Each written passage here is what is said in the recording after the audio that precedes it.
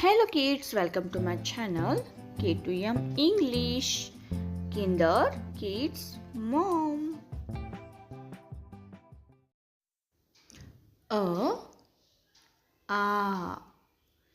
E, U, Ru, A, I, O, Au, Aha, K, G, Ñ, Ch, J, Ñ,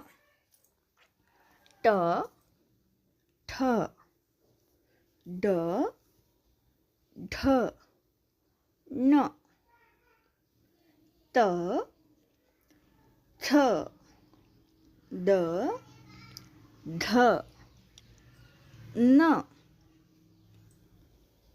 P, F, B, B, M, Y, R, L, W, Sh, S,